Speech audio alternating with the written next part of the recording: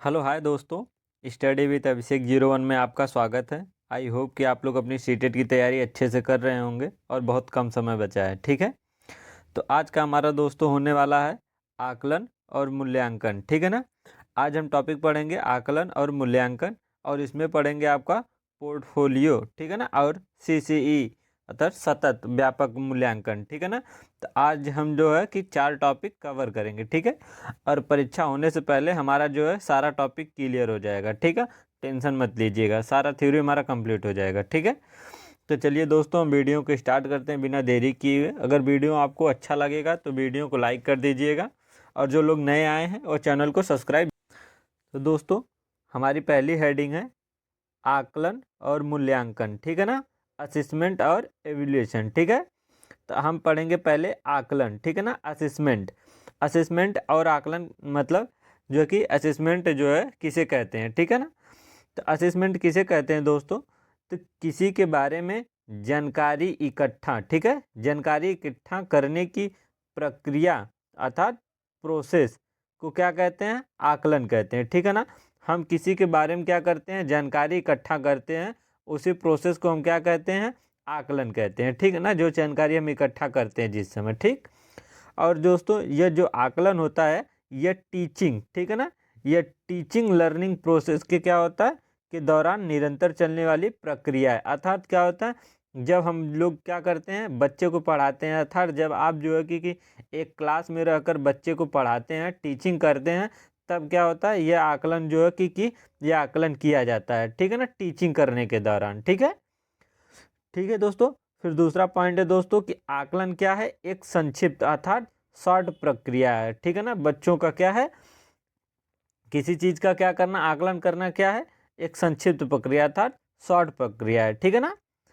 फिर हमारी तीसरी पॉइंट है दोस्तों कि आकलन जो होता है अधिगम अर्थात लर्निंग को क्या करता है? इम्प्रूव करता है, अर्थात करता है बढ़ाता है। ठीक है, बढ़ाने का एक क्या है? तरीका है। ठीक, और आकलन का जो है प्राइमरी ऑब्जेक्ट यह है कि कंसेप्ट से संबंधित जो भी कंफ्यूजन बच्चों का है उसको क्या करना है? समझाना है। ठीक है ना, अर्थात जो आकलन होता है दोस्तों क्या करता है? हमारी लर्निंग को क्या करता है? इम्प्रूवमेंट करता है। ठीक है ना, एक इम्प्रूवमेंट करने का एक तरीका है। ठीक, और जो बच्चों को क्या है? कंसेप्ट से संबंधित जो भी कन्फ्यूजन है अर्थात भ्रांतियाँ हैं उनको क्या करना है? हमको समझाना है। ठीक है ना। फिर आता है दोस्तों कि आकलन के कितने प्रकार होते हैं? तो आकलन के हमारे दोस्तों 2 प्रकार के होते हैं। कितने? 2। पहला होता है दोस्तों रचनात्मक आकलन, दूसरा होता है हमारा योगात्मक आकलन। ठीक है, तो पहला हमारी हेडिंग है दोस्तों रचनात्मक आकलन। ठीक है ना, रचनात्मक आकलन। ठीक, तो रचनात्मक आकलन क्या है दोस्तों? Formative assessment. ठीक है ना, इसे अंग्रेजी में याद कर लीजिएगा, फॉर्मेटिव असेसमेंट। ठीक, तो पढ़ाने के दौरान किया गया आकलन ही क्या कहता है? रचनात्मक आकलन कहलाता है। ठीक है ना, जो हम क्या करते हैं? टीचिंग करते हैं, जिस समय हम पढ़ाते हैं उस समय जो हमारा आकलन जो होता है, ठीक है ना, उसी को हम रचनात्मक अर्थात फॉर्मेटिव आकलन कहते हैं। ठीक, और यह बच्चों के बारे में जानने का क्या है? बेस्ट आकलन है। कैसा आकलन है? सबसे अच्छा आकलन कौन सा होता है? रचनात्मक आकलन। ठीक है ना, किसके बारे में? बच्चों के बारे में जानने का। ठीक, जब हम लर्निंग प्रोसेस कर रहे होते हैं, ठीक है, पढ़ा रहे होते हैं उसके बारे में। ठीक, एग्जाम्पल के लिए जैसे दोस्तों ओपन एंडेड क्वेश्चन करना, पूछना। ठीक है, जैसे ओपन एंडेड क्वेश्चन पूछना। ठीक, ऑब्जर्वेशन करना। ठीक, प्रोजेक्ट करना, क्लास डिस्कशन करना। ठीक है ना, मान लीजिए 2 बच्चों को जो है कि क्लास में क्या कर रहे हैं? चर्चा में लगा दे रहे हैं। ठीक है ना, तो चर्चा में लगा दे रहे हैं तो बच्चों को पता चलेगा कि बच्चों में क्या कमियां हैं क्या नहीं है। तो जो ये पढ़ाने के दौरान होता है इसको कहते हैं फॉर्मेटिव असेसमेंट। ठीक है, दूसरा है हमारा दोस्तों योगात्मक आकलन। ठीक है ना, जिसको हम अंग्रेजी में कहते हैं समेटिव असेसमेंट। ठीक है ना, योगात्मक आकलन क्या होता है दोस्तों? जो साल के अंत में किया जाने वाला आकलन है, इसे कहते हैं योगात्मक आकलन। ठीक है ना, जब साल के अंत में, जैसे हमारे स्कूल में, आपके स्कूल में जब हमारा किसी, मान लीजिए कोई बच्चा कक्षा 1 में है, ठीक है ना दोस्तों, उसके लास्ट में जो वार्षिक परीक्षा होती है, ठीक है ना, वार्षिक परीक्षा होती है लास्ट में कराई जाती है, अर्थात साल के अंत में जो परीक्षा कराई जाती है पूरे साल भर के अंत में, उसी को कहते हैं दोस्तों योगात्मक आकलन। ठीक है ना, जो साल के अंत में हो। ठीक है, जैसे दोस्तों एग्जाम्पल के लिए जैसे वही बताएं दोस्तों, ईयरली हाफ जो एग्ज़ाम होता है जो 6 वार्षिक होता है, ठीक। फिर स्टैंडर्ड ETC, ठीक है ना, स्टैंडर्ड टेस्ट जो होता है, ठीक। स्टैंडर्ड टेस्ट दोस्तों जैसे मान लीजिए सीटेट में जो है कि आपका 150 नंबर होता है और बोल दिया है कि जनरल के लिए और सबके लिए 90 नंबर पास, एक मानक जो है कि बना दिया है। स्टैंडर्ड मतलब डाइज मतलब एक मानककृत बना दिया है कि हमको क्या करना है, पास करना है, ठीक है ना। ऐसे ऐसे जो एग्ज़ाम होते हैं योगात्मक आकलन के अंदर आते हैं, ठीक। फिर दोस्तों ये पॉइंट मेन है, ये तीनों चीज़ आप जो है कि जरूर समझिएगा। असेसमेंट ऑफ लर्निंग जिसे कहते हैं दोस्तों, असेसमेंट जो है कि समेटिव असेसमेंट है दोस्तों, ठीक। सीखने का आकलन जो होता है, ठीक है ना, जो साल के अंत में किया जाता है उसे कहते हैं समेटिव अर्थात सीखने का आकलन, ठीक है। फिर दूसरा है दोस्तों असेसमेंट फॉर लर्निंग, फॉर मतलब दोस्तों फॉर्मेटिव असेसमेंट, ठीक है ना, जो ऐसा आकलन जो सीखने के लिए आकलन अर्थात जो कि टीचिंग लर्निंग के दौरान होता है, रचनात्मक, ठीक है ना, जो हम जो है कि पढ़ाते हैं क्लास में उस समय जो करते हैं, ठीक है ना, आकलन करते हैं, उसको कहते हैं सीखने के लिए आकलन। अर्थात जब हम किसी चीज़ को दोस्तों बच्चों को मान लीजिए क्लास है और पढ़ा रहे हैं और उस समय आकलन करेंगे कि हाँ बच्चों को क्या आ रहा है क्या नहीं, तो उस समय सीखने के लिए आकलन होगा। कि सीखने के लिए कैसे, कि हम जानेंगे कि बच्चों में क्या कमी है, फिर हमको क्या करेंगे, सुधार करते हैं, ठीक। यह होता है आपका फॉर्मेटिव अर्थात सीखने के लिए आकलन, ठीक। तीसरा पॉइंट है दोस्तों असेसमेंट अस लर्निंग सेल्फ असेसमेंट, अर्थात ये दोस्तों हो जाएगा सीखने, ठीक है, सीखने के रूप में आकलन। जब बच्चा क्या करता है, खुद के रूप मतलब सेल्फ से जो है खुद से किसी चीज़ को सीखता है तो उसको कहते हैं सीखने के रूप में आकलन, ठीक। तो दोस्तों हमारा आकलन कंप्लीट हो गया। आई होप कि आप लोगों को समझ में आया होगा दोस्तों। आप लोगों के लिए इतनी मेहनत से दोस्तों हम वीडियो लेकर आते हैं, एक एक चीज़ पॉइंट खोज कर लाते हैं, तो दोस्तों वीडियो को लाइक और सब्सक्राइब जरूर करिएगा, ठीक है। तो दोस्तों अब आता है हमारा मूल्यांकन, एवोल्यूशन, ठीक है ना, मूल्यांकन दोस्तों। तो मूल्यांकन क्या होता है दोस्तों, कि किसी विषय, ठीक है दोस्तों, कि किसी विषय वस्तु व्यक्ति आदि के गुण दोषों का विवेचन करके उसके संबंध में सही निर्णय करना मूल्यांकन क्या कहलाता है। अर्थात कहने का मतलब दोस्तों क्या करना, कोई व्यक्ति हो, ठीक है ना, कोई व्यक्ति हो या तो कोई वस्तु हो, क्या करना, उसके गुणों को क्या करना, विवेचन करना, अर्थात एनालाइज करके क्या करना, उसके संबंध में सही और गलत का निर्णय लेना क्या कहलाता है, मूल्यांकन कहलाता है, ठीक। और दोस्तों जो मूल्यांकन होता है ये मात्रात्मक भी होता है और गुणात्मक दोनों होता है, ठीक है ना। जब आपसे पूछे मात्रात्मक आकलन का मूल्यांकन कैसा होता है, तो मात्रात्मक भी और मूल्यांकन भी, ठीक है ना। और दोस्तों दूसरी पॉइंट है, यह अधिगमकर्ताओं को लर्न को सीखने के प्रोसेस में मदद करने के तरीकों को क्या करता है, खोजता है, ठीक। तीसरी पॉइंट है दोस्तों कि मूल्यांकन इस बात पर फोकस करता है कि अधिगमकर्ता लर्नर क्या और कैसे सीख रहा है, ठीक है ना। क्या करता है मूल्यांकन हमारा जो दोस्तों, यह करता है लर्नर, कोई बच्चा है क्या और कैसे सीख रहा है, ठीक है ना। फिर दूसरा आता है हमारा दोस्तों CCE, ठीक है ना। CCE का फुल फॉर्म होता है दोस्तों कंटिन्यूअस कॉम्प्रिहेंसिव एवल्यूएशन, ठीक है ना, सतत और व्यापक मूल्यांकन, ठीक है। तो दोस्तों राष्ट्रीय शिक्षा नीति 1986 के अनुसार सतत और व्यापक मूल्यांकन, जिसमें मूल्यांकन के शैक्षिक और गैर शैक्षिक दोनों क्या है पहलुओं को शामिल हो और जो शिक्षा की संपूर्ण अवधि के लिए हो पर जोर देती है। CEC इसलिए जरूरी है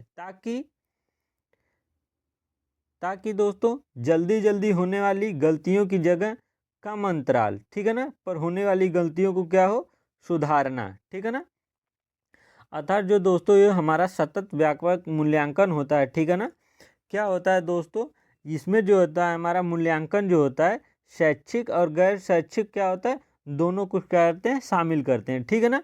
यह दोस्तों शिक्षा की संपूर्ण अवधि के लिए जोर पर देता है, अर्थात बार बार किसी चीज़ को क्या करना, 1 महीने के लिए 2 महीने के लिए निरंतर जो क्या करना, ऐसा जो है कि मूल्यांकन करना, ठीक है ना। जिससे क्या होगा कि बच्चों की जो सीखने की गलती है, जो गलती करते हैं दोस्तों ठीक है ना, वह क्या होगा, कम होगा। ठीक, मान लीजिए कि हम 2 महीने कर रहे हैं, तो 2 महीने में दोस्तों बच्चा ज़्यादा गलती करता है, ठीक है ना, तो क्या होगा, ज़्यादा हो जाएगा गलती। अगर या एक सप्ताह में हम बच्चों का मूल्यांकन करेंगे तो उनकी गलतियाँ क्या होंगी, सुधार होंगी, तब फिर नेक्स्ट वीक में क्या होगा, वह गलती कम करेगा। ठीक है ना, क्योंकि हम उस पर फोकस कर क्या करेंगे, उसको समझा देंगे। ठीक है ना, इसीलिए हमारा सतत व्यापक मूल्यांकन आया। ठीक है, अब आता है दोस्तों पॉइंट SBA। ठीक है ना, स्कूल बेस्ड असेसमेंट। ठीक है ना, SBA का फुल फॉर्म होता है स्कूल बेस्ड असेसमेंट। ठीक है ना,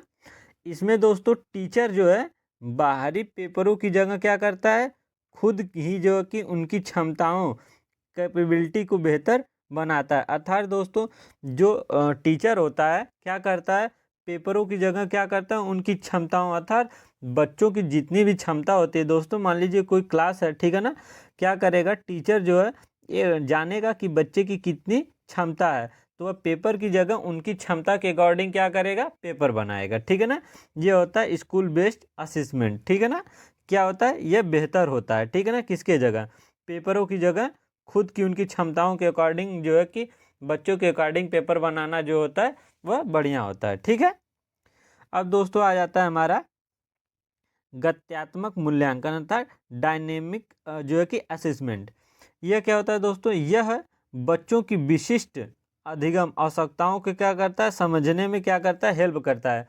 विशिष्ट अधिगम मतलब दोस्तों जो मतलब विशिष्ट मतलब कि बच्चों को जो होता है जैसे कोई नई मतलब विशिष्ट अधिगम मतलब कोई नई चीज़, ठीक है ना, कोई मतलब ऐसे सीखने की चीज़ जो बहुत ज़्यादा विशिष्ट हो, आवश्यकता हो। ठीक है ना, वो करता है हमारा डायनेमिक असेसमेंट, क्या करता है, उसको समझने में क्या करता है, आवश्यकताओं को क्या करता है, हेल्प करता है। ठीक है, और दोस्तों जो मूल्यांकन होता है, मूल्यांकन की विशेषताएं होती हैं, ठीक है ना, कि मूल्यांकन होना कैसा चाहिए। ठीक है, तो मूल्यांकन की विशेषताओं में दोस्तों आता है पहली हेडिंग वैधता, वैलिडिटी। ठीक है ना, जो तो वैध मूल्यांकन वह होता है जो वास्तव में उसी बात की परीक्षण करे जिसके बारे में वह जानना चाहता है। ठीक है ना, मूल्यांकन क्या होता है दोस्तों, वास्तव में उसी बात का परीक्षण करे जिसके बारे में वह जानना चाहता है। ऐसा मूल्यांकन बच्चों को जिसके बारे में वह जानना चाहता है उसी चीज़ का क्या करे, वह मूल्यांकन करे। ठीक है,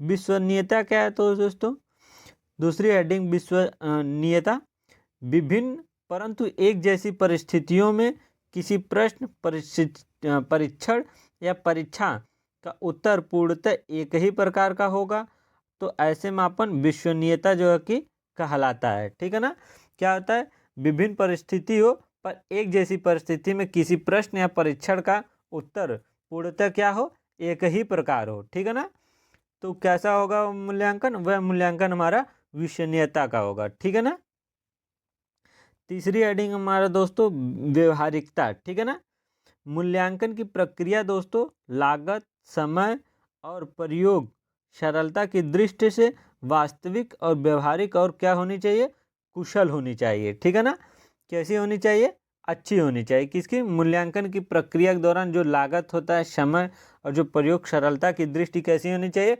व्यापक और कुशल होनी चाहिए। ठीक है, तो मूल्यांकन की 3 चीज़ ये चीज़ होनी चाहिए। ठीक है दोस्तों, फिर आता है दोस्तों वस्तुनिष्ठता। ठीक है ना, वस्तुनिष्ठता का होता है दोस्तों जिस मूल्यांकन में एक ही उत्तर हो और परीक्षक का क्या हो, प्रभाव ना पड़े, वह होता है हमारा दोस्तों क्या, वस्तुनिष्ठता। ठीक है, व्यापकता क्या होता है दोस्तों, इसमें क्या होता है, सारे गुणों के क्या करते हैं, मापा जाता है। व्यापकता में क्या होता है, सारे गुणों को मापा जाता है। ठीक है, अब आता है दोस्तों, अब है हमारी हेडिंग दोस्तों पोर्टफोलियो। ठीक है ना, तो पोर्टफोलियो एक प्रकार की फाइल होती है। कैसी होती है दोस्तों, फाइल होती है। ठीक है, जिसमें किसी बच्चे के एक निश्चित अवधि में किए गए कामों का क्या होता है, संग्रह अर्थात कलेक्शन होता है। ठीक है ना, पोर्टफोलियो क्या होती है दोस्तों, एक फाइल होती है जिसमें बच्चे का एक क्या होता है, एक किसी निश्चित अवधि, मान लीजिए किसी 1 साल की जो है निश्चित अवधि में उसके किए गए कामों का क्या होता है, कलेक्शन होता है। ठीक है ना, संग्रह होता है। ठीक दोस्तों, जो पोर्टफोलियो होता है इसमें क्या होता है, इसमें बच्चे की उपलब्धियां, बच्चा क्या उपलब्ध किया है, ठीक, उसकी प्रगति और कैसी प्रोसेस है, ठीक, और कमियों को भी क्या होता है, रखा जाता है। ठीक है। फिर दोस्तों पोर्टफोलियो से बच्चे की महत्वपूर्ण जानकारी मिलती है, जैसे व्यक्तिगत व्यवहारिक जानकारी जो शैक्षणिक शैक्षणिक दोनों होती है, सांस्कृतिक तथा सामाजिक जानकारी आदि क्या होती है, हमको पोर्टफोलियो के माध्यम से मिलती है, जो हमारी महत्वपूर्ण जानकारी होती है। ठीक। बच्चों के पोर्टफोलियो बनाने का उद्देश्य होता है कि इसकी सहायता से उनका क्या हो, मूल्यांकन करना आसान हो जाता है। ठीक। मान लीजिए किसी बच्चे का दोस्तों 1 साल का मूल्यांकन हो गया। ठीक। उसमें क्या है, उसका अचीवमेंट, उसकी शैक्षणिक, गैर शैक्षणिक, सांस्कृतिक और व्यक्तिगत क्या हो, एक फाइल बना दी गई हो। वह क्लास 1 से क्लास 2 में गया हो, तो जो सेकेंड वाली मैडम आएंगी उनकी, वह जानेंगी कि बच्चा क्या क्या अचीवमेंट किया है, क्या क्या उसकी व्यक्तिगत है, क्या क्या कर चुका है। तो क्या करेगा, उससे क्या होगा, सेकेंड क्लास में उसका मूल्यांकन करने में वो क्या होगा, सहायता होगी। ठीक। इसीलिए क्या होता है, पोर्टफोलियो होता है, उसका उद्देश्य यही होता है। ठीक है। जो दोस्तों ये पोर्टफोलियो होता है उसका रिकॉर्ड होता है। ठीक है ना। इस रिकॉर्ड में दोस्तों दो आता है, एक आता है दोस्तों आपका एनिक एनिक टोटल रिकॉर्ड। ठीक है ना। इसमें दोस्तों क्या होता है, बच्चे के जो होता है सभी तरह के रिकॉर्ड रखे जाते हैं, कि इसके सभी सभी रिकॉर्ड रखे जाते हैं, जैसे उसके बिहेवियर का रिकॉर्ड भी रखा जाता है, उसके स्किल का, उसके एटीट्यूड का, ठीक है ना, इत्यादि जितने भी सारे रिकॉर्ड होते हैं बच्चे के इसमें रखे जाते हैं। ठीक। दूसरा आता है दोस्तों क्यूलिमिटी। ठीक है ना, क्यूमिलिटी रिकॉर्ड। इसमें दोस्तों क्या होता है, सिर्फ बच्चे के जो क्लास के जो दोस्तों क्लास से संबंधित जो होता है वह रिकॉर्ड रखा जाता है। ठीक है। इसमें बच्चे के क्लास से संबंधित रिकॉर्ड रखे जाते हैं, जैसे उसका एकेडमिक, ठीक है, अटेंशन, ठीक है ना, अचीवमेंट, बच्चा क्या अचीवमेंट किया है क्लास में, ठीक है, उसकी क्या शैक्षणिक है, ठीक है ना, उसको क्या रखा जाता है, सिर्फ जो क्लास की चीज़ रखी जाती है। ठीक है, क्लास से संबंधित।